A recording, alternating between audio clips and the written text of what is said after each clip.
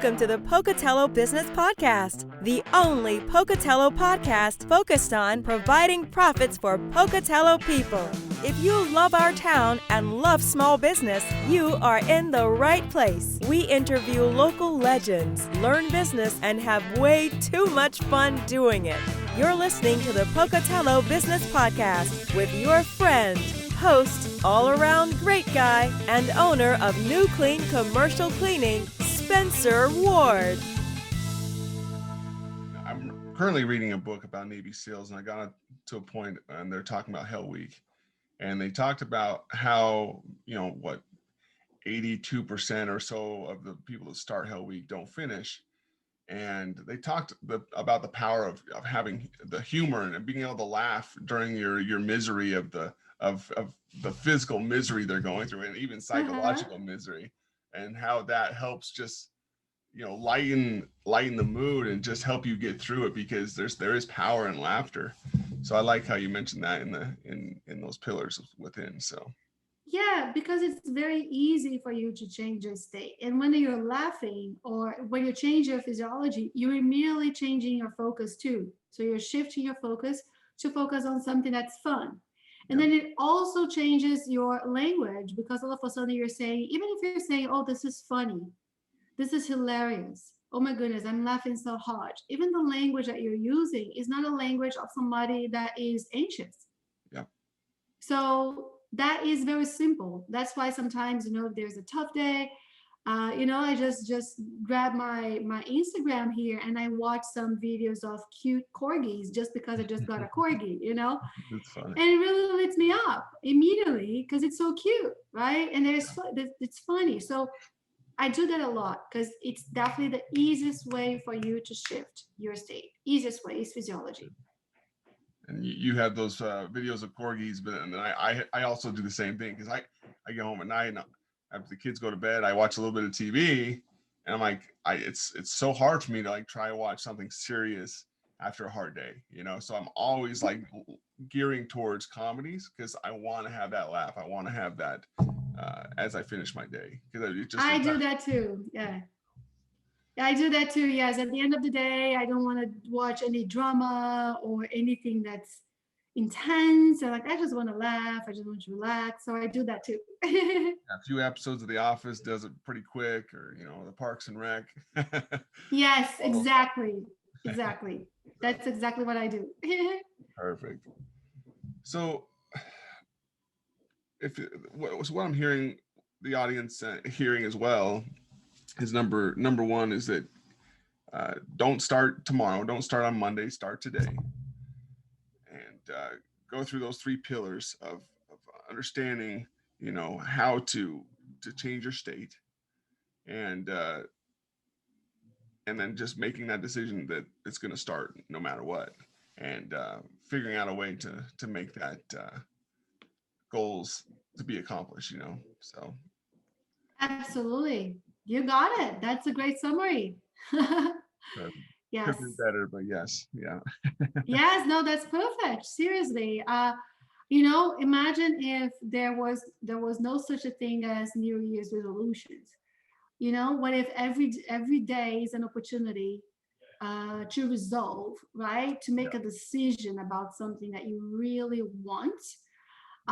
So I mean, it's about really increasing the possibilities of achieving your goal.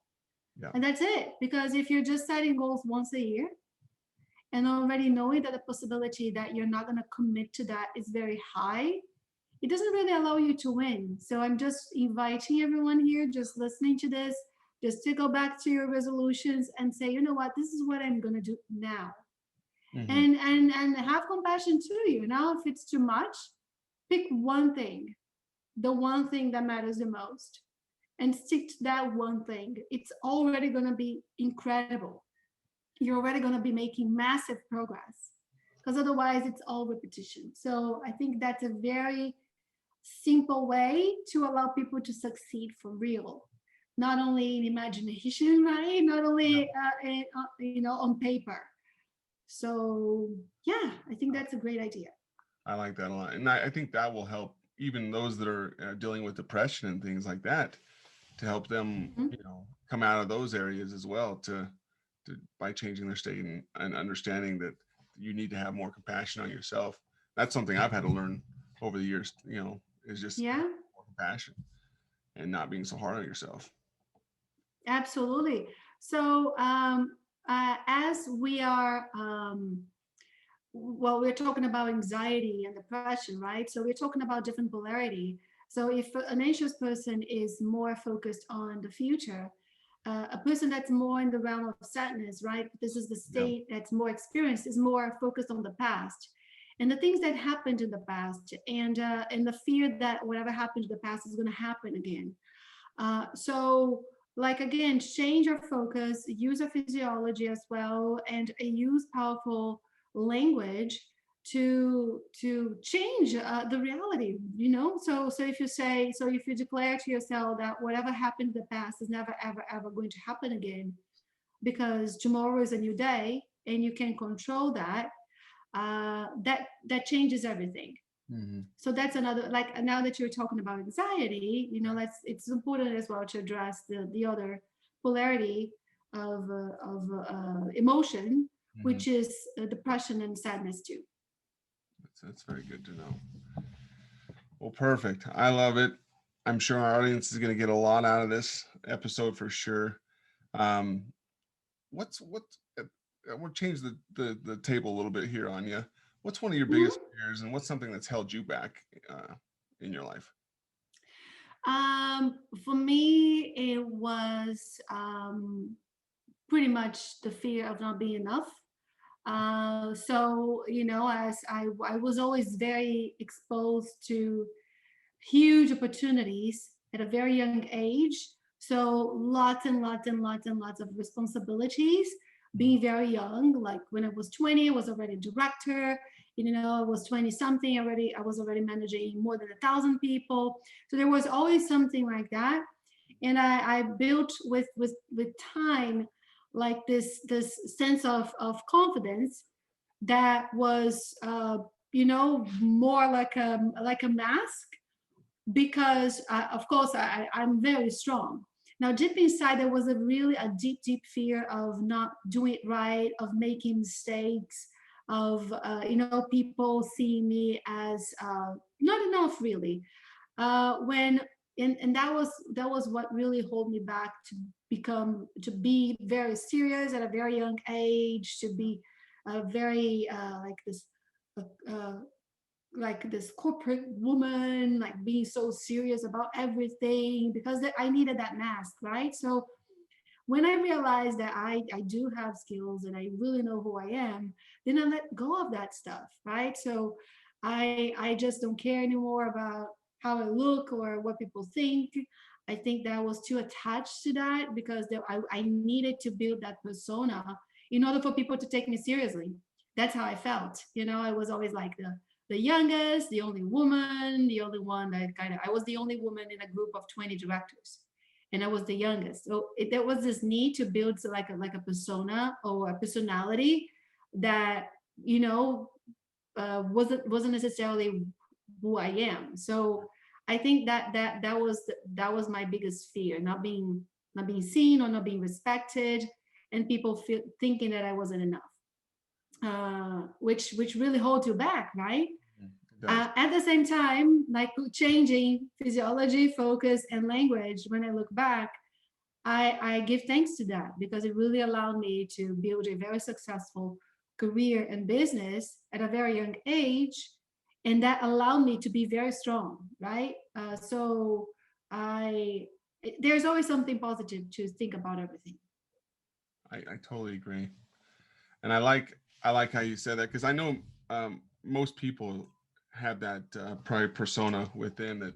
I've got to be this serious person to be taken seriously. I've got to be this professional, and I've got to turn myself. I've got to turn off my natural self, and my natural, maybe you're funny or that kind of stuff, and just throw that out the window. I've got to be now Mm, professional to be respected, and I yes. I like that, and I like that at the same time that you also admitted that you are very strong. I like that you're using your own medicine, because you understand that number one, have compassion on yourself. Number two, you understand how strong you really are. And that's what people Yeah. need to understand within themselves, that your strength comes from being who you are and not becoming who people think you should be. So That is true. And I had this concern that people wouldn't see me as strong enough when I was already strong, right? So that is the biggest like that's the biggest challenge. And when you let go of the mask, like how you present yourself or how do you think that people perceive you, um, all of that. It's so funny because nowadays people think I am much younger when I was 20 something. So like, lots and lots and lots and lots of time later, people right now think I'm so much younger than when I was 20 something because of the physiology change. yeah, It changes everything. And then we change our physiology, people think I am 20 something or whatever. Um, because I've let go of that need to show, like to be a specific personality or to show up in a certain way. So that was a massive shift, and it comes with time as well, right? So, um, yeah. I totally agree. Well, let's move on to the lightning round here. And then this lightning round is sponsored by Dell's Outdoor Advertising. Those guys have helped so many people in our community to get some billboard ads and to be creative with those billboard ads. And if you sign up for 3 months, you'll get 1 month for free, or your installation for free. So give Rob a call at Dell's Outdoor Advertising right now. Mention the Pocatello Business Podcast, and he'll give you that deal. So, Mariana, on to the lightning round. What's the best book slash tool or software that you've been impressed by lately, and why? That's such a great question. I've been reading so many amazing books. Um, I love Joe Dispenza, and I would say that Breaking the Habit by Joe Dispenza, Dr. Joe Dispenza, is definitely a must. Now, I'm also loving a new book called The Infinite Game Yeah. with Simon Sinek. I think that's also a great, great, great book for business owners to shift their mindset and to understand that uh, business is not a finite game; it's an infinite game. And when that changes, there's massive prosperity that is created based on the shift. So I would recommend both. I would recommend both. You're asking for one, I'm giving you two. I like it. That's good.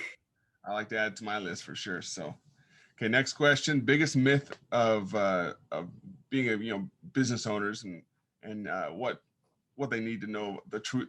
What's the biggest myth about being a business owner, I guess? Oh my goodness, business biggest myth.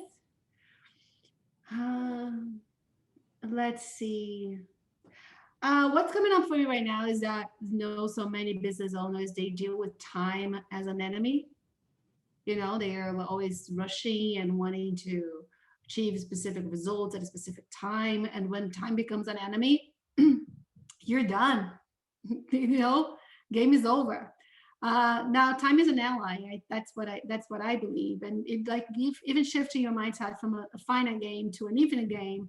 If, let's say, if you believe that business is a finite game, so the game, well, I don't know about football, I know about soccer. So let's say if it's a 90-minute game, and after 90 minutes the game is over, you're always rushing, right? And you're impatient. So, but it doesn't end.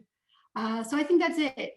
If somehow time is becoming an enemy, it's just looking back and just practicing, also having this 30,000-foot view of what the business is and what's the true impact of the business and how your life used to be 10 years ago, and see where you're at right now, what is really going on. I think that's also a very important mindset shift for every business owner, especially because we're experiencing time in a completely different way. Completely different way. So if you look back 2020, seriously, where did it go? Yeah. Where did it go? And for some people, it was just a slow year. So I think that's it. That's a big myth as well for business owners who are too obsessed about their P&L, right? Their accounting, their profit, all of that. Yep, exactly. That's a fantastic answer. I love it. So having that 30,000-foot view. So that's great. Yeah. Yeah. Okay. Well, last but not least, one of the questions I should have asked, but I did not? I don't know. I would like to know from you, what is your biggest resolution for 2021 then? My 2021 resolution, biggest one, is just to be healthier. That's my biggest one. And then the second to that is just to have more designated time with my family. So you think it'd be all on the business, but it's not. It's running itself, it's doing well. But I know if I strengthen those two things up, even professionally, it'll be better. So Exactly. You see, yeah, your business resolution doesn't have anything to do with the business itself. It's about you and your family. yeah, I like it. Awesome. Yeah, I think that's it. Well, perfect, Mariana. If the audience is listening now and they're thinking, man, I would love to talk with this gal or use her as my coach within business, how would they get a hold of you? And I guess number one, are you taking on more clients right now? Yeah, absolutely. Yes, I am. I work with very, very, very few clients, because what I do is to be their right hand, right? So when I work with people, I work with them for at least 6 months, and they have access to me all the time. So I really become that the advisor, the consultant, the coach, the guru. Yeah. So I work with very few people at once. And yes, we are now starting a new year, so a new cycle of help and support. And I believe that the best way for anybody really to reach out to me is very easily to find me in Facebook, or any type of social media. So just take a look at my name, so Mariana Lacombe, and I'm very fast at getting back to you guys. Yeah, I think that's the easiest way to see me, to find me. Google my name, find me, shoot me a message, a private message, and I'll definitely reach out to you. I like it. And those of you that are listening and are dead serious about just getting some change in your life and in your business this year, but also willing to have some compassion on yourself and willing to kind of brag on yourself, this is the gal that you want to talk to. So yeah, you got it. Absolutely. If anybody needs help, I would be more than glad to jump on a quick call and discuss to see how can I help you, right? And what could be possible for you as well, with support, with coaching, with advising.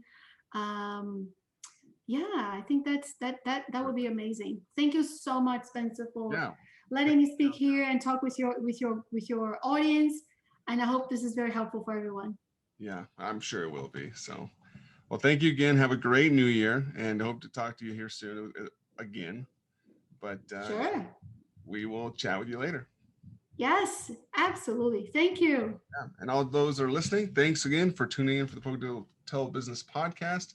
Go in and download, subscribe, and rate us if you would. Give us a nice review, and we'll chat with you next episode. Congratulations on spending a couple minutes getting just a little bit smarter, having some fun, and supporting the Pocatello business community. If you are feeling the love, make sure to subscribe, rate, and review on iTunes, Stitcher, or wherever you are.